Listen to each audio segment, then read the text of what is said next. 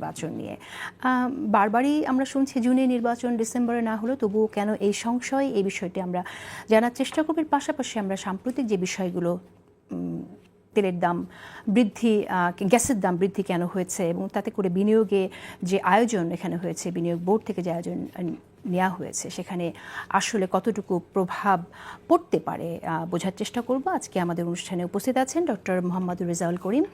তিনি জামায়াত ইসলামের ঢাকা উত্তরের সেক্রেটারি এবং কেন্দ্রীয় কর্ম পরিষদের সদস্য। ধন্যবাদ আপনাকে আসবার জন্য। এবং আছেন ডক্টর জাহিদুর রহমান। জাহিদুর রহমান একজন রাজনৈতিক বিশ্লেষক এবং তিনি নির্বাচন সংস্কার কমিশনের সদস্য বটে। প্রথমেই যদি আমি আপনার কাছে আসি ডক্টর মোহাম্মদ রেজাউল করিম, আমি একটু সংশয় নিয়ে আগে কথা শুরু করতে চাই। এই যে ছিল এখানে, সেই জায়গা থেকে মানুষের এই বিপ্লবোত্তর যে গণ অভ্যুত্থান পরবর্তী বাংলাদেশ, এখানে কতগুলো বিষয় মানুষের সামনে এসেছে। নাম্বার ওয়ান হচ্ছে যে একটা পলিটিক্যাল ডিজাস্টার কিন্তু এখানে হয়ে গেছে, নো ডাউট। আমি মনে করি এই সন্দেহ সংশয়ের রাজনীতিটা আজকে যেটি হচ্ছে, এটাও কিন্তু এক ধরনের রাজনীতি। এই অর্থে যে এখানে আমি একটু আগে জাহিদ ভাইয়ের সাথে আলোচনা করতেছিলাম যে এখানে এখন হওয়ার কথা ছিল কি, যে বিগত দিনে এই যে হাজার হাজার মানুষকে খুন করা হয়েছে তাদের বিচার নিয়ে, এই যে বিগত সরকার আমাদের অর্থনীতিকে পঙ্গু করে দিয়েছে, আমাদের আয়নাগর তৈরি করেছে, আমাদের যুব সমাজকে, বিশ্ববিদ্যালয়ে শত শত ছাত্রদেরকে আবরার সহ এরকম হত্যা করেছে, এখানে আমাদের যে কতগুলো রাইট তারা কেড়ে নিয়েছে, এগুলো নিয়ে আলোচনা হওয়ার কথা। কিন্তু আমরা দেখছি যে ফ্যাসিবাদ এখান থেকে শেখ হাসিনা পালিয়ে যাওয়ার পর এখানে দুটি জিনিস সে করেছে। একটি হচ্ছে বাংলাদেশের রাষ্ট্রের উপরে হামলা করার জন্য সে কিন্তু ইন্ডিয়াকে বলেছে, এটা আপনারা দেখেছেন। দ্বিতীয় হচ্ছে এই বাংলাদেশকে অস্থিতিশীল করবার জন্য হরেক রকম কার্যক্রম কিন্তু এখানে অব্যাহত। আমরা মনে করি রাজনীতিতে আজকের যে সন্দেহ সংশয়ের জায়গাটি, এটাও কিন্তু তাদেরই একটি এজেন্ডা, যারা এখানে 15 বছর আমাদের আধিপত্যবাদী শক্তি বলেন এই সরকারের উপরে তাদের আশ্রয় প্রশ্রয় থেকে আমাদের অধিকারগুলোকে কেড়ে নিয়েছে। সুতরাং আমরা এই জায়গায় দেখতে চাই যে কতগুলো বিষয়। এক নম্বর হচ্ছে যে আমাদের এখানে যে দুর্নীতি, সন্ত্রাস, অপরাজনীতি হয়েছে, এগুলো এখান থেকে ফিরে আসতে হয়। কিন্তু আমরা তো দেখছি যে অন্যান্য যে গুরুত্বপূর্ণ বিষয়গুলো সেগুলো নিয়ে আলোচনার হচ্ছে না, বরং আমরা নির্বাচন এবং সংস্কারের দ্বন্দ্বের মধ্যেই যেন রাজনৈতিক দলগুলো আটকে আছে। সেখানে আরেকটি বিষয় আমি বলি, আপনি বলেছেন যে নির্বাচন না হওয়ার কারণে মানুষ ভোটাধিকার হারিয়ে ফেলেছিল, সে জায়গা থেকে নির্বাচনে একটি মানুষের আকাঙ্ক্ষা আছে এবং থাকবে। কিন্তু পাশাপাশি আবার আরেকটি বিষয়, সেটা হচ্ছে যে আমরা দেখছি যে 5 বছর বা আরও দীর্ঘ সময় বর্তমান সরকারকে, ডক্টর মোহাম্মদ ইউনূসকে অনেকেই দেখতে চান, এরকম একটি প্রচারও কিন্তু আছে। আপনার কি মনে হয় এই প্রচারটা কারা করছে এবং এটা করার মধ্য দিয়ে কি আসলে ডক্টর মোহাম্মদ ইউনূসকে বিব্রত করা হচ্ছে না? না, অবশ্যই। কারণ ডক্টর মোহাম্মদ ইউনূস এখানে কিন্তু তিনি ভোটের একটা গাইডলাইন কিন্তু পেশ করেছে তার পক্ষ থেকে। হয়তো সেটা একবারে রোডম্যাপ আকারে না হলেও একটা টাইম ফ্রেম কিন্তু আমাদের সামনে থ্রো করা হয়েছে। এই সংস্কার আগে নাকি নির্বাচন আগে, অথবা এই দুটির ফ্রেমের মধ্যে আমি একটু আগে যেটা বলেছিলাম সেটি হচ্ছে যে আমাদের এখানে ফ্যাসিবাদের যে কার্যক্রমগুলো এখানে হয়েছে সেগুলো থেকে জনগণের চোখকে ভিন্ন খাতে নেবার জন্যেই কিন্তু এই জায়গাটিকে তৈরি করা হয়েছে। এবং এটা আপনি যদি বলেন যে আপনার মুখেই তো শুনতেছি, আমি মনে করি আমার মুখে এজেন্ডাটি তুলে দেয়া হয়েছে, আমি এটাই বলতে চাই। সুতরাং সেই জায়গা থেকে আপনারা রাজনীতিবিদ হিসেবে তো তাহলে তো সচেতন থাকতে হবে। অবশ্যই আমরা মনে করি সেই ব্যাপারে রাজনীতিবিদদের এখানে ফ্যাসিবাদ বিরোধী যে ঐক্যটা গড়ে উঠেছে। আপনি দেখেন আমাদের যেমনি পার্টিসিপেন্ট করেছে তেমনি হিন্দুরাও কিন্তু জীবন দিয়েছে। সুতরাং আপনি বলতে পারেন এটা একটা সবার মিলে একটা আন্দোলন। এবং আমি এক্ষেত্রে সাথে একটু বলতে চাই যে কোনো ছাত্ররা যদি কেউ এখন যারা দল করেছে তারা যদি মনে করে এটা তাদের একক মুভমেন্ট, আমরা এটাকে কিন্তু অপোজ করি। কারণ তাহলে আমার সন্তানের কি হবে, আরেকজনের সন্তান কি হবে, সে কিন্তু অন্য আদর্শে বিশ্বাস করে অথবা কোনো রাজনীতি করে না। সুতরাং সেই জায়গা থেকে আমরা এটাকে বলতে পারি যে সবার অংশগ্রহণের মধ্যে দিয়ে একটি আন্দোলন, এই যে ঐক্যটা গড়ে উঠেছে এবং এই ঐক্যকে ধরে নিয়ে আমাদের সামনে এগোতে হবে। এবং এই ক্ষেত্রে সংস্কার না নির্বাচন এই দোলাচলের মধ্যে না থেকে বরং আমাদেরকে রাষ্ট্র পরিচালনা, আমরা বরাবরই বলি যে রাজনীতিবিদরা করবে, এটার জন্য রাজনীতিবিদের কোনো বিকল্প। কিন্তু এই ক্ষেত্রে আমি ছোট্ট করে একটা কথা বলতে চাই, সেটি হচ্ছে রাজনীতিবিদ যদি বিদগণ যদি, অর্থাৎ যারা পাওয়ারে আসবে, জনগণের রিজাম্পশন অথবা যারা মনে করে যে আমরা আসব, তাদেরকে কিন্তু প্রমাণ করতে হবে বিফোর পাওয়ার যে আই এম রেডি টু পাওয়ার, এবং এই অর্থে যে আমার অনেস্টি, ইন্টিগ্রিটি, আমার পাবলিকের জন্য আমার করণীয় সেবা, অর্থাৎ আপনার থেকে যদি মানুষ চাঁদাবাজির শিকার হয়, খারাপ আচরণের শিকার হয়, আপনি ক্ষমতায় না আসতেই যদি আমি জামাত ইসলামী কিনা আমি আমার কথাই করছে, অথবা মানুষ রাজনৈতিক দলের কাছে সেই প্রত্যাশার জায়গাটা, সুতরাং সেই জায়গাটি যেন রাজনীতিবিদরা প্রচেষ্টা চালাচ্ছে না, রাজনীতিবিদরা তাহলে সেটা জায়গাটি যেন তৈরি না করে। এটা একটু রাজনীতিবিদদের একটি দায়, আপনি এটা অবশ্যই। এবং আমি সাথে শুধু একটা কথা বলি, সেটি হচ্ছে যে আপনাকে দেখতে হবে যে আমরা অনেকগুলো সোশ্যাল মিডিয়ায় দেখছি যে পরিচালনা করা হচ্ছে অমুক ইসলামের নামে অথবা জান্নাতুল ফেরদাউস, কিন্তু সেই এখানে মূলত হিন্দু, বৌদ্ধ, খ্রিস্টানদের মধ্যে একটা বিভেদ তৈরি করার জন্য এই আইডিটা খুলেছে। এরকম আমরা অনেকগুলো পেয়েছি।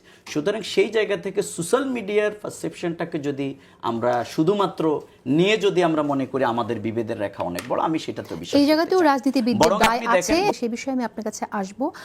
ডক্টর জাহিদুর রহমান, আমি আপনার কাছে শুনতে চাই, এরকম একটা পরিস্থিতি, আমি এই পদায়নকে নেগেটিভলিও বলি না, এটাই স্বাভাবিক।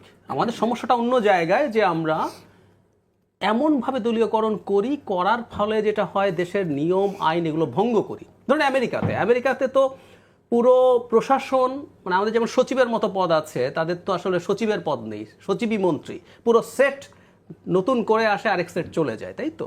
তো এটা হবে, কিন্তু ওখানকার ডিফারেন্স হচ্ছে তারা আইন এবং পুরো সবকিছু সিস্টেমের মধ্যে কাজ করেন।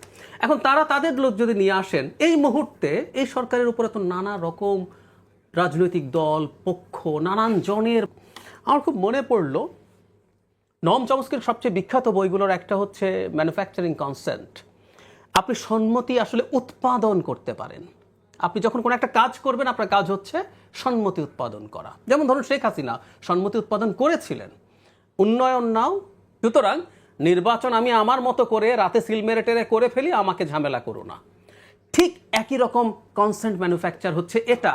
আমার ব্যক্তিগত মতামত সেটা হচ্ছে, রাজনীতিবিদরা কোনোকে লম্বা করে টেনে নিয়ে যাও, এই সরকার অসাধারণ সুশাসন দিচ্ছে, আমাদের যথেষ্ট সময় থাকলে আলোচনা করব, মানে মোটেও কোনো ক্রেডিট না সরকারের, এমন জিনিসও সরকারের উপরে আরোপ করার চেষ্টা করা হচ্ছে, সরকার সফল ইত্যাদি দেখানোর চেষ্টা করা হচ্ছে, অপরদিকে দেখানো হচ্ছে নির্বাচন হলে এটা হবে।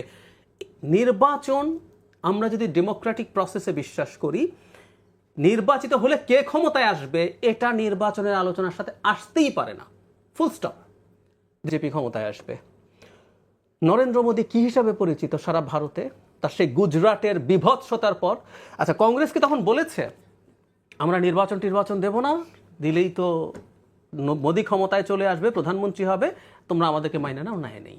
তারা নির্বাচন দিয়েছেন, তারা ভোটের মাঠে মোদীর কর্মকাণ্ড, কুকীর্তি নিয়ে কথা বলেছেন, কিন্তু সেটার জন্য নির্বাচন হবে না, এই সরকার দূরে যাবে, নির্বাচন ম্যানিপুলেট করব, এই আলাপটা হতে পারে না। ক্ষমতায় আসবে সেজন্য বিএনপিকে ঠেকাতে হবে, এরকম জায়গা থেকে এটা হচ্ছে। কারণ নির্বাচন হওয়ার আগে একটি দল নির্বাচনে যদি তারা এই অপকর্মের সাথে জড়িত থাকে, তার দলের নেতাকর্মীরা, তাহলে সে নির্বাচনে ব্যাড পারফর্ম করবে, ভোট কম পাবে, কিন্তু সেই জায়গা থেকে নির্বাচনই দেয়া যাবে না। এই বিষয়টাকে আপনি কিভাবে আসলে দেখুন?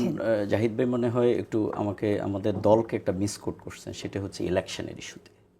বাংলাদেশ জামাত ইসলামী আমাদের প্রতিটা সংসদ এবং গণতান্ত্রিক আন্দোলনে আমাদের ঐতিহাসিক অবদান ছিল, এবং বাংলাদেশে আজকের যে free fair credible participation election, যেটার আলোচনা কেয়ারটেকার সরকার, এটা কিন্তু জামাত ইসলামী এটাকে ফর্মুলেট করেছে। অধ্যাপক গোলাম আজম এটার ফর্মুলা দিয়েছে, এটা নিয়ে আওয়ামী লীগ আমাদের সাথে আন্দোলন করেছে, বাতিল করেছে, এখন বিএনপি করছে।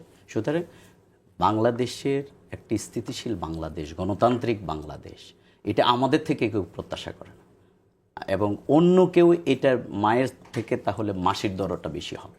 কিন্তু এই জায়গায় আমরা বলতে চাই, যে ন্যারেটিভের কথা বলেছেন, আমি সম্পূর্ণ এই ব্যাপারে একমত নই, যে শেখ হাসিনা বিগত দিনে যে ন্যারেটিভটার তৈরি করেছে উন্নয়ন, বাংলাদেশ জামাত ইসলামী এর সাথে একমত। সে বাংলাদেশের জন্য জীবন দিয়েছে, এই অভ্যুত্থানে আমরা তাদের পাশে ছিলাম। সুতরাং সেই জায়গা থেকে আমি আপনাকে একটু বলি, জাহিদের এই জায়গা থেকে প্রশ্নটা করে রাখি, আপনি সেটি হচ্ছে না, ডক্টর ইউনূস সাহেব কিন্তু মোহাম্মদের সরকার না, এটা কিন্তু বুঝতে হবে। আর এটা কিন্তু ওই যে মোদির খুনের সরকার না, ওই খুনিও না, সে নোবেল লরিয়েট। সুতরাং বাংলাদেশের এই জায়গায় তাকে বুঝতে হবে। তাকে 5 বছর বলছে, আমি যদি 10 ঘন্টা দিই, বললো যে 10 বছর লাগবে, বলছে তাহলে আমি যদি 24 যত সময় বাড়াচ্ছি আর আপনি ওই দিকে বাড়াচ্ছেন কেন, আমার তো কমার কথা পণ্ডিত হইতে। বলছে তোমার অস্থিরতার কারণ। সুতরাং অস্থিরতার দরকার নেই। আর জামাত ইসলামীকে মিসকোট করার কোনো সুযোগ নেই। আমরা ইলেকশন চাই, আমরা ইলেকশন চাই এবং যে ফ্রেম দেয়া হচ্ছে তার জন্য সবার আগে মনে হয় আমরাই প্রস্তুত। আমরা এর আগেও দেখেছি আপনারা নির্বাচন চান, কিন্তু সেটা স্থানীয় সরকারদের রেজিস্ট্রেশন নিবন্ধনের বিষয় আছে, এখানে মার্কার বিষয় আছে, কিন্তু সেই জায়গা থেকে আপনাদের জন্য স্থানীয় সরকার নির্বাচনগুলো সুবিধা হয়, সেজন্যই আপনারা স্থানীয় সরকার নির্বাচন চান। আবার আরও একটি বিষয় আছে যারা স্থানীয় বা তারা কীভাবে ফায়দা নিতে পারে সেই নির্বাচন থেকে, সেই বিষয়টিও আছে। আপনারা কি এই বিষয়টি ভেবে দেখেছেন কিনা স্থানীয় সরকার নির্বাচন প্রসঙ্গে যেটা বলছেন? আমি একটু বলি আপনাকে আজকের ঘটনা, যেমন বাড্ডা, ভাটারা, রামপুরা এলাকায় প্রধান সড়কে আপনার মিরপুর সরকারি বাংলা কলেজের জিএস থেকে শুরু করে অন্যান্য আওয়ামী লীগ নেতারা কিন্তু সেখানে আপনার ছাত্রলীগ নেতারা সেখানে ওপেন মিছিল করেছে। তো তার মানে আওয়ামী লীগ এখনও কীভাবে অ্যাক্টিভ আছে মাঠে, সেই বিষয়ে তথ্য আকারে আমি আপনার কাছে তুলে ধরলাম। আপনি যদি এই বিষয়ে কিছু বলতে চান আপনি বলবেন। কিন্তু আমার আরেকটি প্রশ্ন আছে, সেটা হচ্ছে আপনি বলেছেন সংস্কারের পরে নির্বাচন, সংস্কার এবং খুন খারাপের বিচারের কথা বলেছেন। বিচার প্রক্রিয়ার সাথে নির্বাচনকে যখন আপনি বেঁধে দেবেন, তখন কি আপনি নিশ্চিত করতে পারবেন যে জাস্টিসটা এত তারিখের মধ্যেই নির্ধারিত? আরেকটি মামলায় 5 বছর লাগতে পারে। তো আপনি এই জায়গাটিকে ডিফাইন করবেন, এটা যে বলেন আপনারা কথাটা, কিভাবে আসলে এটা সম্ভব? প্রথম কথা হচ্ছে আপনার কথার মধ্যে সম্ভবত উত্তর আছে। এই খুনিরা আজকে মিছিল করেছে এবং ফ্যাসিবাদ সব জায়গায় আছে। এই যে ফ্যাসিবাদ মুক্ত বাংলাদেশের যে স্বপ্ন নিয়ে আন্দোলনটা হলো, এখনো কেন আছে, এই উত্তর তো ডক্টর মোহাম্মদ ইউনূসকে দিতে হবে এবং এই সরকারকে দিতে হবে, যারা ক্ষমতায় আছে। অবশ্যই আমরা তাদেরকে সহযোগিতা করছি, কিন্তু তারা যদি, আমরা তো কাউকে অ্যারেস্ট করতে পারি না। আমি খুনিকে দেখি সে আছে, আমি দেখি সে মিছিল করছে, কিন্তু আপনি সেখানে যদি তার কার্যক্রম উদ্যোগ নিতে না পারেন, সুতরাং এখানে ফ্যাসিবাদের বিচার, আমরা এটা বলছি না যে ফ্যাসিবাদের, আপনি যে কথাটা বলছেন না, এখানে আবু সাইদকে যে গুলি করেছে তার বিচার করতে কত বছর লাগবে? শুধু একজনের বিচার করলেই কি না? একজনের বিচার, এখন তো কারোই বিচার হয়নি, কিন্তু এই সব হয়নি। তাহলে আপনি কি করে ধরে নিচ্ছেন 8 মাসে, যদি আপনি এই প্রশ্নটা 8 মাস পর যদি আপনি এই প্রশ্ন তোলেন এখনো কারো বিচার হয়নি, তাহলে আপনি কেন মনে করছেন যে 2 বছরে বা 1.5 বছরে বা 3 বছরে বিচার সব শেষ হয়ে যাবে? আমরা তো এটা টাইম ফ্রেমটা তো এইভাবে ঠিক করিনি যে এতদিনের সংস্কার, এতদিনের বিচার, এতদিনের পরে ইলেকশন। আমরা তো এটা বলছি না, আমরা বলতেছি মানে একসাথে সব এগুলো সম্ভব। আচ্ছা, একসাথে সব এগুলো সম্ভব। আচ্ছা, তাহলে আমার বোঝার ভুল, আপনি একটু আগে বলেছিলেন সংস্কার বা খুন খারাপের বিচারের পরে। আমরা বলছি এগুলো সব একসাথে সম্ভব। ডক্টর জাহিদুর রহমানের কাছে শুনি, আপনি মিসকোট করেছিলেন বলে একটি অভিযোগ করেছেন এখানে। না, আমি মিসকোট করিনি। কোনো কথা বলতে চান? রাদার আমাকে তাকে চেয়েছে, আমার 100 অভিযোগ আছে তার বিরুদ্ধে, এবং আবার ওইটাকে পলিটিক্যালি ফাইট করতে হবে। That's the question in fact. So কোন দল ক্ষমতায় গিয়ে চাঁদাবাজি করবে, তার জন্য জনগণ এই সরকারকে চালিয়ে যাও হতে পারে বলছে কেউ কেউ। আমি জাস্ট এটুকু বলেছি, জামায়াতে ইসলামী এবং রেজাউল ভাইদের দায়িত্ব আছে জনগণকে বোঝানো, ওইটা কখনো এরকম একটা সরকারকে, ওনারা এটা বলেছেন তা বলিনি, রেজাউল ভাই বলছেন জনগণ এইভাবে ভাবছে, জনগণকে এভাবে ভাবার বিরুদ্ধে তাদের অবস্থান নেওয়া দরকার, কারণ তারাও একটা গণতান্ত্রিক সমাজের কথা বলেন, গণতান্ত্রিক রাষ্ট্রের কথা বলেন, সত্যিই তাই। তো তাই যদি হয়ে থাকে, আমি বলছি ওনাদের ওই কর্তব্যটা আছে জনগণকে বলা, ঠিক আছে যে যেটা করছে তাকে তোমরা ভোট দিও না। উনি ওনার দলের পক্ষে ভোট চাইতে পারেন যে আমার দল করছে না, আমাকে ভোট দাও। এনসিপি তার কাছে চাইবে, বিএনপি তার মতো করে চাইবে, যে যেখানে যার যে সমস্যা আছে প্রত্যেকে তার প্রবলেমগুলো নির্বাচনের মাঠে আনবে।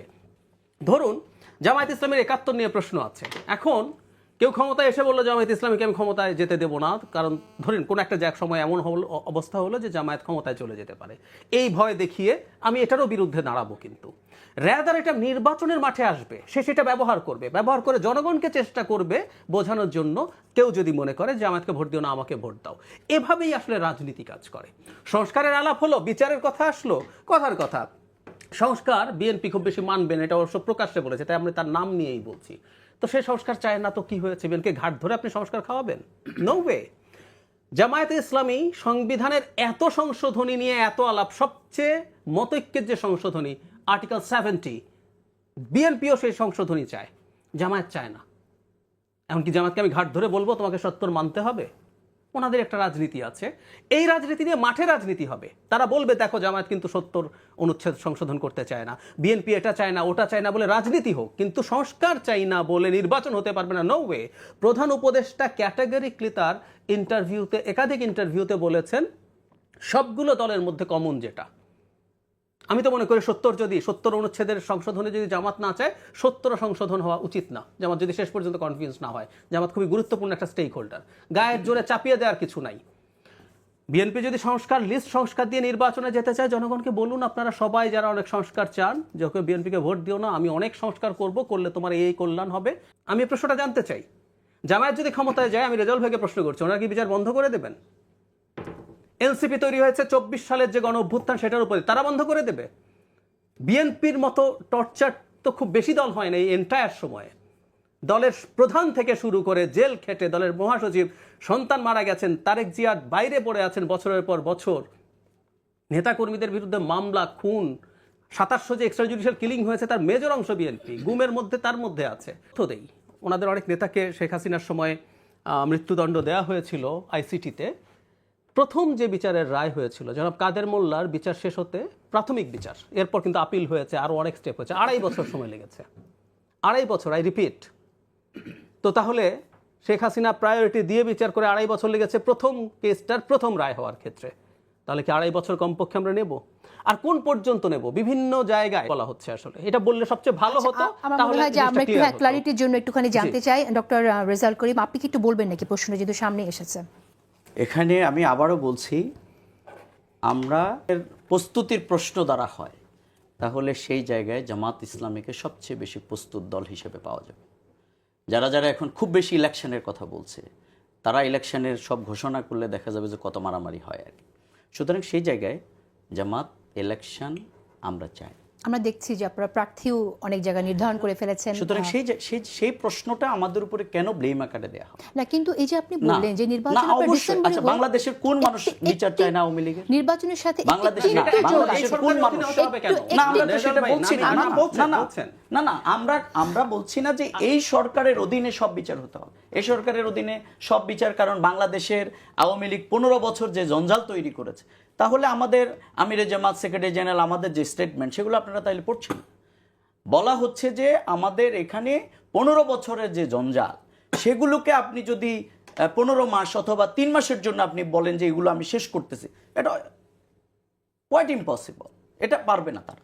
সুতরাং আমরা যেটা বলতে চাই সেটি হচ্ছে যে মানুষের যে প্রত্যাশার জায়গা, সেটা তো আপনাকে করতে হবে। এখন আমাদেরকে কেন, আমরা ইলেকশন চাই না বলে আমাদেরকে এই জায়গায় দাঁড় করে দেওয়ার, তো জাহিদ ভাই এখন বলছেন যেহেতু উনি আর আমি এখানে আছি, এটা তো উনি করতে পারেন না। কারণ আমরা বরং বাংলাদেশের রাজনীতিতে ইলেকশনের মাঠে কতটুকু তৎপর এটা দেখলেই বোঝা যায়। বরং কেউ আমাদেরকে ব্লেম করে। তাহলে কি আমরা এরকমটা, আমি যেটা বলতে চাই একটু আমি এখানে প্রশ্ন করতে চাই, সেটা হচ্ছে যে আমরা যেমন আপনি শুরুতে বলেছিলেন যে নির্বাচন ডিসেম্বরে হতে পারে এবং আপনারা নির্বাচন চান, কিন্তু এই যে একটা শব্দ আপনারা যোগ করে দিচ্ছেন, কিন্তু এই কিন্তুর অর্থ খুঁজতে গিয়েই তো অন্য প্রসঙ্গ চলে এসেছে, কিন্তু বিচার হতে হবে, কিন্তু সংস্কার হতে হবে, এবং আপনি এখন বলছেন যে এটা চলমান প্রক্রিয়া, পরবর্তীতে চলবে। তাহলে কিন্তুটা যোগ করাটা কেন জরুরি হয়ে পড়ছে? এটা তো রাজনৈতিক দল যারা ফ্যাসিস্টের বিরুদ্ধে আন্দোলন করেছেন তাদের আমি একটা প্রশ্ন করি, ধরে নেই তাত্ত্বিকভাবে এই সরকার বিচারের কাজ এক ফোঁটাও আগাচ্ছে না, থিওরিটিক্যালি একটা হাইপোথেটিক্যাল প্রশ্ন, থট এক্সপেরিমেন্ট, তো তাহলে কি নির্বাচন হবে না সহসা? অবশ্যই নির্বাচন লাগবে। তারা তো তখন আরো অপদার্থ হবে, যে তারা এই সরকার তখন আরো অপদার্থ হবে। আমি বলছি যেটা, ডক্টর মোহাম্মদ রেজাউল করিম, আপনি বলেছেন ডিসেম্বরে নির্বাচন আপনারাও আগ্রহী এবং আপনারাও যথেষ্ট প্রস্তুত, এবং সেখানে কোনো কিন্তু নেই। বিচার প্রসঙ্গে আপনি যেটা বলেছেন, সংস্কার প্রসঙ্গে যেটা আপনি বলেছেন, সেটা চলমান প্রক্রিয়া, সেটা এই সরকারও করবে এবং আগামীতেও চলমান থাকবে। এই উপসংহারটি আমরা টানতে পারি কিনা? হ্যাঁ, আমি আবারও বলছি, সেটি হচ্ছে যে বিএনপি এবং জামাত এই বাংলাদেশের ফ্যাসিবাদ বিরোধী আন্দোলনে তাদের যে অবদান এবং বিগত দিনের যে নির্যাতন, আমাদের দল বড় হওয়ার কারণে আমরা দুইটি দলেই সবচেয়ে বেশি সাফারার। সুতরাং জামাত চায় না এটি বলার কোনো সুযোগ নেই। বাংলাদেশ জামাত ইসলামী একটি গণতান্ত্রিক নিয়মতান্ত্রিক দল। সেক্ষেত্রে আমরা জানি যে সুতরাং আমরা বিএনপি নির্বাচন থেকে এটা আমরা জানি যে প্রধান উপদেষ্টার সাথে দেখা করতে যাচ্ছে এবং ডিসেম্বরে নির্বাচনের ব্যাপারে স্পষ্ট তারিখের জন্য যাচ্ছে এবং সেটা না পেলে বিএনপি আন্দোলন করবে এরকম আভাসও দিয়েছে। আপনারা কি বিএনপির সাথে থাকবেন কিনা? না, প্রত্যেক দল তার নিজস্ব মত থাকবে, তারা আন্দোলন করবে কি করবে না, কারণ আমরা তো এখন জোট না। সুতরাং তারা তাদের মত দিবে, এদেশের মানুষ সেটা শুনবে, সরকার শুনবে। সেটা ইউনূস সাহেব আর বিএনপির ইস্যু, সেটা তো আমাদের ইস্যু। আমরা ইলেকশন চাই। আচ্ছা, ঠিক আছে। ডক্টর জাহিদুর রহমান, আমি আপনার কাছে শুনতে চাইছি যে আসলে এই যে একটা অবস্থা যে একদম তারিখ চাওয়া এখনই নির্বাচনের জন্য, আপনি এটাকে যথার্থ মনে করেন কিনা? কারণ সরকার থেকে কিন্তু বলছে যে আমরা ডিসেম্বরে নির্বাচন দিয়ে দেবো, না হলে জুন। বহু মানুষ এনসিপিকে সরকার একটা এক্সটেনশন মনে করে, আমিও করি। আসলে আমি ভুল কেউ বলতে পারি, কিন্তু আমার মনে হয় দুজন মন্ত্রী আছেন, উপদেষ্টা আছেন, এর মধ্যে একজন এনসিপির সভাপতি হওয়ার আগ পর্যন্ত উপদেষ্টা পদে ছিলেন। মানে উনি তো একদিন যখন নির্বাচনকে নিয়ে নানা রকম কথা, এর মধ্যে ধরুন সার্জিস আলম খুবই গুরুত্বপূর্ণ একটা পদে আছে, দেশকে দুভাগ করে একটা ভাগে তিনি সাংগঠনিক যে সমন্বয়ক, সেটা প্রধান তিনি বলছেন তিনি স্বপ্ন দেখেন, খুবই হালকা ঢঙে মনে হতে পারে, যে ডক্টর ইউনূস সরকার 5 বছর আছে। একজন স্বরাষ্ট্র উপদেষ্টা হালকা ঢঙে এটা বলতে পারেন না। প্রধান উপদেষ্টার প্রেস সচিব বেছে বেছে কোথায় কোথায় কে 5 বছর সরকারকে চাইছে সেসব পোস্ট শেয়ার করছেন। অ্যান্ড ফাইনালি আরেকজন উপদেষ্টা প্রশ্ন করছেন, কে বলেছে আমাদের সরকার নির্বাচিত না? সুতরাং আপনি দেখেন সরকারের মধ্যে এবং সরকারের এক্সটেনশন এনসিপি মূলত। এবং আমি আরেকটু যোগ করতে চাই, জনাব নাহিদ ইসলাম একটা ইন্টারভিউ দিয়েছিলেন, আমি ভুল না করলে রয়টার্সে, কিন্তু ক্লিয়ারলি বলেছিলেন যে দেশের আইন শৃঙ্খলা পরিস্থিতির যে অবস্থা, সেটায় এই বছরে কোনো নির্বাচন হতে পারে বলে তিনি মনে করেন না। ফলে সব কিছু মিলে নির্বাচন নিয়ে একটা কনফিউশন তৈরির চেষ্টা হয়েছে। আর আমি ব্যক্তিগতভাবে একটা জিনিস, আমি নিজে একটা সংস্কার কমিশনের সদস্য, আমার কমিশন নিয়ে আমি চ্যালেঞ্জ করে বলছি, প্রত্যেকটা সংস্কার যদি সব দল একমত হয়, সব সংস্কার শেষ করেও ডিসেম্বরের মধ্যে নির্বাচন করায় কোনো সমস্যা নেই। আমি সরকারের কাছ থেকে রাদা জানতে চেয়েছি সরকার কি বলছে। প্রধান উপদেষ্টাই বলছেন যদি কম সংস্কার মেনে নির্বাচন হয় তাহলে ডিসেম্বর, বেশি সংস্কার করতে চাইলে জুন। আমি জানতে চেয়েছি কোন কোন বেশি সংস্কার করতে আরো 6 মাস বেশি সময় লাগবে, আমি আজ পর্যন্ত খুঁজে পাইনি। আচ্ছা, আমি একটি প্রশ্ন করতে চাই এখানে, যে এইরকম একটা পরিস্থিতি কি আমরা, আপনি যেটা বলছেন সেই প্রসঙ্গটি এর আগেও এসেছে, আমরা সরকারের নিরপেক্ষতার অভিযোগও, নিরপেক্ষতা আছে কিনা এরকম অভিযোগও আমরা শুনেছি। এই পরিস্থিতিটা কি অ্যাভয়েড করা যেত না? যেমন বিএনপিকে জাতীয় সরকার গঠনের জন্য প্রস্তাব দেওয়া হয়েছিল। আপনার কি মনে হয় যে বিএনপি আসলে উচিত ছিল একটি জাতীয় সরকার গঠন করে তাদের দলের প্রতিনিধিকে সরকারে রাখা? তাহলে কি এটা অ্যাভয়েড করা যেত কিনা? আমি আর ভিন্নভাবে দেখি ব্যাপারটা। বারবার বলছি, প্রত্যেকটা দলের হিসাব কিন্তু ভিন্ন। বিএনপি কি ধারণা করেছে আমি বলতে পারি। একটা জাতীয় সরকার হলে হয়তো এই সরকারটা অনেক লং লাস্টিং হয়, এবং বিএনপি মনে করে, বাস্তবতা কি আমরা জানি না। সেটাই কেন আমরা ধরে নিচ্ছি যে জাতীয় সরকার হলে লং লাস্টিং হতো? জাতীয় সরকার করার পরও তো ডিসিশন হতে পারতো যে এই সরকারটি 1.5 বছর থাকবে বা 2 বছর থাকবে। বা সেই ক্ষেত্রে তাদের মনে হয়েছে সম্ভবত, তারা তো চেয়েছিল প্রথম থেকে অনেক আরো ফাস্ট ইলেকশন হবে। তারা কিন্তু 3 মাস 6 মাস এমন কথাও বলে ফেলেছিলেন। সো তারা সম্ভবত ভেবেছেন যত মতো হবে বা অনেক পিছিয়ে যাবে কিনা, এবং সরকারের সাথে অ্যালাইন্ড গুরুত্বপূর্ণ ইন্টেলেকচুয়াল ইনফ্লুয়েন্সার তারা কিন্তু এই সরকারকে এক্সটেন্ড করতে হবে। জাস্ট এটা যেন তেন যে কেউ ফেসবুকে লিখে দিচ্ছেন তা না, এটা নিয়ে ক্যাম্পেইন এবং এক ধরনের জোগাড় যন্ত্র চলছে, আমরা এভাবে বলতে পারি। খুব স্বাভাবিকভাবেই আমি ধারণা করি বিএনপি এই কারণে এই ব্যাপারে খুব স্পষ্ট, ডেট না হোক অন্তত একটা মাসের গ্রস আউটলাইন চেয়েছে, সম্ভবত এই ভীতির কারণে। আর একটা কথা বিএনপি নিজেও স্বীকারও করে ফেলেছে, তাদের 1/11 একটা ভীতি আছে, একটা ট্রমা আছে, এবং এই ট্রমাটা থাকার জন্য বিএনপিকে ব্লেমও করা যায় না। একটা সরকার বিএনপিকে কি করেছে, একটা দল ভেঙে ফেলার চেষ্টা করেছে তো সে তাদের মধ্যে সেই ঘরপোড়া গরু সিঁদুরে মেঘ দেখলে ভয় পায়, এরকম হতে পারে। ধন্যবাদ আপনাকে। আমি একটু ভিন্ন প্রসঙ্গে যেতে চাই। যদি আপনি ডক্টর জাহিদুর রহমানের মন্তব্যের প্রেক্ষিতে কিছু বলতে চান নিশ্চয়ই বলবেন, কিন্তু আমি যে বিষয়টা আপনার কাছে জানতে চাইবো সেটা হচ্ছে সম্প্রতি একজন মডেলকে যেভাবে গ্রেফতার করা হয়েছে দরজা ভেঙে, সেটা নিয়ে একটা সমালোচনা হয়েছে, আপনি জানেন, এবং সেখানে আইন উপদেষ্টা বলেছেন ঠিক পন্থা অবলম্বন করে তাকে গ্রেফতার করা হয়নি। আবার আমরা আরেকজন উপদেষ্টার মুখ থেকে শুনলাম যে এই আইনটি আছে বলেই ব্যবহার হয়েছে, এটা বেআইনি ভাবে করা হয়নি। আপনার মন্তব্য শুনতে চাই আমি, ডক্টর রেজাউল করিম, আপনি কিভাবে দেখছেন আসলে পুরো বিষয়টাকে? আমি স্পেসিফিক এই ইস্যুর উপরে আমার খুব বেশি ইয়ে নেই। আমি পত্রপত্রিকায় দেখেছি সেটা। ডক্টর আসিফ নজরুল বলেছেন যে এটা নির্দিষ্ট পন্থা অবলম্বন করা হয়নি বা হোয়াটএভার। আমি এই ব্যাপারে একটাই বলতে চাই যে বিগত দিনের ফ্যাসিবাদী সরকার কিন্তু এই কালো আইনটাকে দিয়ে সব কাজ করেছে in the name of law. সুতরাং সেটা যেন এই বিপ্লব উত্তর না হয়, এটাই আমাদের প্রত্যাশা থাকবে। এবং So, সেই যে আপনারা, ধর্মের হোক, সে তার মত থাকবে, তার চিন্তা থাকবে, কিন্তু আইন সবার জন্য সমান। সুতরাং সেই গতিতেই চলা উচিত। কেউ তার উপরে অপারেশন হোক অথবা সে ডিপ্রাইভড হোক, আমরা এটা প্রত্যাশা করি না। আপনি কি মনে করছেন এক্ষেত্রে কি এটা অপারেশন হয়েছে কিনা বা আমি বলছি স্পেসিফিক এই ইস্যু নিয়ে আমি মন্তব্য করছি। মন্তব্য তো যারা করেছেন তারাই বলেছেন ঠিক হয়নি। ঠিক আমি ডেডলাইন বলতে চাই যে এটা সবার জন্য, আইন সবার জন্য সমান, কিন্তু বিগত ধন্যবাদ দিনে আপনাকে। আওয়ামী লীগ যেটা করেছে সেটা যেন না। ধন্যবাদ আপনাকে। আরেকটি প্রসঙ্গ এসেছে ৭০ অনুচ্ছেদের ব্যাপারে। ৭০ অনুচ্ছেদে আপনারা এই সংস্কারটা আপনারা সম্মতি জ্ঞাপন করেননি, কিন্তু আমরা জানি ৭০ অনুচ্ছেদেই মানুষের প্রত্যেকটি রাজনৈতিক নেতাদের আমরা দেখেছি যে ৭০ অনুচ্ছেদের কারণে কিন্তু তাদের নিজেদের সিদ্ধান্ত তারা প্রকাশ করতে পারেনি। একরকম নত যেন রাজনীতি আমরা দেখেছি এই পবিত্র ভবনটায়, সংসদ ভবনে। তো আপনাদের অবস্থানটা কেন ৭০ অনুচ্ছেদের পক্ষে? দেখুন, আমরা কিন্তু সংস্কারের প্রশ্নে কিন্তু আমাদের প্রেস কনফারেন্সের মাধ্যমে আমাদের ৪১টা পয়েন্ট, অর্থাৎ আমরা এর ব্যাপারে বলতে চাই। আমরা যেটা মত দিয়েছি এটাই ঠিক, এটা মনে করার কোনো কারণ নেই। বরং যেই ইস্যুগুলোতে বাংলাদেশের ফ্যাসিবাদ বিরোধী আন্দোলনে যারা ছিল, রাজনৈতিক বড় বড় দলগুলো, তারা একমত যেগুলোতে হবে, এই সরকার কেবলমাত্র সেগুলোকেই ওন করে আগানোই আমি মনে করি তাদের রায়। সুতরাং সেই জায়গায় সেগুলো আমরা জমা দিয়েছি বলে এটা হতে হবে, বিএনপি চায় না বলে হবে না, আমরা এটা মনে করি না। বরং এটা ডায়লগ হবে, এটা আলোচনার ভিত্তিতেই এটা সমাধান হওয়া উচিত। ধন্যবাদ আপনাকে। ডক্টর জাহিদুর রহমান, আপনার মন্তব্য শুনতে চাই। একটু মেঘনা আলমের বিষয়টা আমি আপনার কাছে জানতে চাই যে দুজন উপদেষ্টা দুরকম মন্তব্য করলেন, বিষয়টাকে আপনি কিভাবে দেখছেন?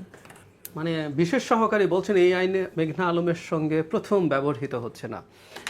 মানে আমার কাছে প্রায় মনে হয় চেয়ারগুলোতে প্রবলেম আছে, মানে ক্ষমতার চেয়ারগুলোতে। মানে ওখানে গেলেই কি সবার শেখ হাসিনা হতে ইচ্ছা হয় কিনা আমি জানি না। কেন বলছি, মানে আইনের শাসন বলে একটা কথা প্রচলিত আছে, মানে আইন মেনে, এবং উনি কিন্তু ভুল বলেননি। এই আইনটা আছে ৭৪-এর বিশেষ ক্ষমতা আইন, এটা দিয়ে আপনি আরবিট্রারি ডিটেনশন, আজকে এখানে পুলিশ এসে আপনাকে আমাকে, সেই কারণেই না আমরা ডিজিটাল সিকিউরিটি অ্যাক্টের বিরুদ্ধে প্রচুর শোরগোল করেছি। ডিজিটাল সিকিউরিটি অ্যাক্টও তো আইনের শাসন ছিল, ধরে নিয়ে যাবে আপনাকে, নিয়ে যে কোনো কিছু করবে, সো এটা তো আইনের শাসন ছিল। সো আজকে এই বিশেষ সহকারী যখন এই কথা বলছেন, আমার কাছে খুবই অবিশ্বাস্য লাগলো। আমার কাছে একই রকম শেখ হাসিনার সময়ে যেরকম আলাপ হতো সেই রকম আলাপ। উনি এক অর্থে সঠিক, এই আইনটা আছে, এই আইনটা এভাবে ব্যবহার করা যায়, সেটাও সঠিক। কিন্তু আইন উপদেষ্টা যেটা বলেছেন আমিও তাই মনে করি। মেঘনা আলম কোনো অপরাধ করে থাকলে, সম্ভবত উনি কোনো খুব বড় গর্হিত অপরাধ করেছেন এবং খুবই গুরুত্বপূর্ণ, আমাদের সাথে সম্পর্ক খুবই জরুরি সম্পর্ক আছে এমন একটা দেশের রাষ্ট্রদূত বা কোনো কূটনীতিকের সাথে হয়েছে। তো সেগুলোর জন্য সহজ উপায়টা কি ছিল? সেই কূটনীতিক যদি একটা মামলা করতেন তার বিরুদ্ধে স্পেসিফিকলি, তাহলে কিন্তু বাকি প্রসেসগুলো ঠিকঠাক মতো চলতে পারতো। তখন আর এই ৭৪-এর বিশেষ ক্ষমতা আইনের প্রশ্নটা আসতো না। আমি তো রাদার এই জিনিসটা চাই এই সরকারের কাছে, বিশেষ ক্ষমতা আইনটা তারা বাতিল করে দিক। কারণ খেয়াল করবেন, বাংলাদেশের এই আইনটা চিরকাল রাজনীতির এজেন্ডায় ছিল। যারা বিরোধী দলে থাকে তারা বলে আমরা ক্ষমতায় গেলে বাতিল করব, আর ক্ষমতায় যাওয়ার পরে এই আইনটা এত মজা, তো মানে এই আইনটা তো আসলে রাজা বাদশার মতো, ওকে ধরে নিয়ে আসো, খালি এখন গর্দানটা নিতে পারে না আর কি। কিন্তু যে কেউকে ধরে আনা যায়, এটা এতই পাওয়ারফুল আইন, ক্ষমতায় গেলে কেউ বাতিল করে। আমি তো এই সরকারের কাছে অ্যাপিল করি তারা এই আইনটা বাতিল করুক, এবং আমরা দেখি পরে নির্বাচিত হয়ে কে এই আইনটা আবার নতুন করে তৈরি করে, আমরা একটু দেখতেও চাই। কিন্তু এই আইনের প্রয়োগে সেক্ষেত্রে আমরা দেখলাম যে ডিবি প্রধানকে সরিয়ে দেওয়া হলো, অপসারণ করা হলো।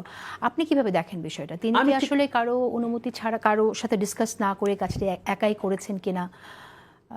আবার আমরা যখন প্রধান উপদেষ্টা বিশেষ সহকারে যখন বলছেন যে বেআইনিভাবে করা হয়নি, তাহলে তাকে অপসারণটা এখন তো কন্ট্রাডিক্ট করছে। একদম একদম তাই। আমি নিশ্চিত নই যে ডিবি প্রধানকে এই কারণে সরানো হয়েছে কিনা। ঘটনাটা পরপর ঘটাতে আমাদের কাছে কিন্তু সেই রকম মনে হলো, আমি নিশ্চিত নই। যদি করেও থাকে, কারণ এটা নিয়ে ইন্টারন্যাশনালি প্রচুর কথা হচ্ছে। মানে আমাদের এই সরকারটায় বেশ কয়েকজন অতি গুরুত্বপূর্ণ মানবাধিকার কর্মীই আছেন, মানে উপদেষ্টা পরিষদের মধ্যে। তার মানবাধিকার রক্ষার জন্য জেল খেটেছেন এই রকম লড়াই করা মানবাধিকার কর্মী উপদেষ্টা আছেন। সো সেই সরকারের সময় যখন এরকম আরবিট্রারি ডিটেনশন দেওয়া হয়, আমরা দেখেছি অ্যামনেস্টি ইন্টারন্যাশনালও কিন্তু স্টেটমেন্ট দিয়েছে, যেগুলো আসলে এই সরকারের জন্য খুবই প্রবলেম্যাটিক। সো এটা নিশ্চিতভাবে ডিবি প্রধান একক সিদ্ধান্তে এটা করেননি, নো ওয়ে। কিন্তু হয় মাঝে মাঝে এই ধরনের মানে খুব ডিজাস্টার সিচুয়েশন সামলানোর জন্য হয়তো করে থাকতে পারেন, আমি নিশ্চিত নই, সম্ভাবনা আছে।